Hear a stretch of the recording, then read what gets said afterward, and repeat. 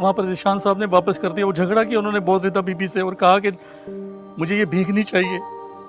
रिदा बीबी बहुत रो रही थी, लेकिन बाहर जब मैं वापस लेके आया उन्होंने मुझे समझाया कि ये गरीबों में कहीं बांट दो।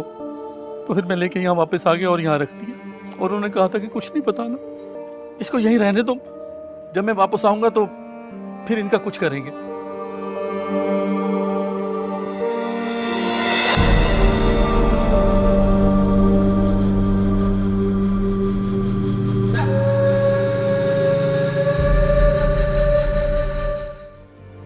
ये देखें फहाम, क्या है ये?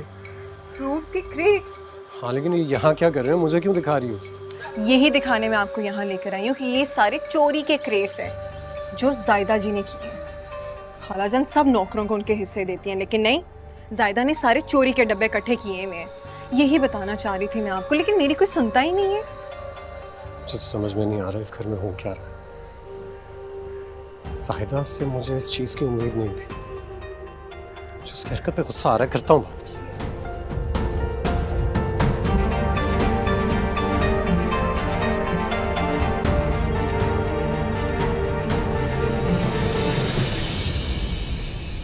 जाहिदा आपा जी।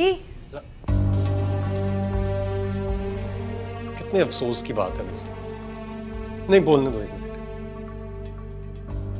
हम सब घर वालों ने आप पर हमेशा इतना एतबार किया, आपको ईमानदार समझते रहे, और आपने हमारे ही घर में चोरी की। हम जायदा चोरी नहीं कर सकती बेटा। नहीं फाहम बेटा, मैंने चोरी नहीं की। अच्छा, आपने चोरी नहीं की तो आपके क्वार्टर के बाहर जो इतने सारे क्रेट्स हैं, कहाँ से आए वो? चलें, खालाजान ने आपको ज्यादा से ज्यादा 2 दे दिए होंगे, बाकी सब कहाँ से आए? रिदा बीबी बहुत रो रही थी, लेकिन बाहर जब मैं वापस लेके आया उन्होंने मुझे समझाया कि ये गरीबों में कहीं बांट दो। तो फिर मैं लेके यहाँ वापस आ गया और यहाँ रख दिया। और उन्होंने कहा था कि कुछ नहीं बताना। जवाब दें। कैसे कोई जवाब देंगी? रंगे हाथों जो पकड़ी गई हैं आप।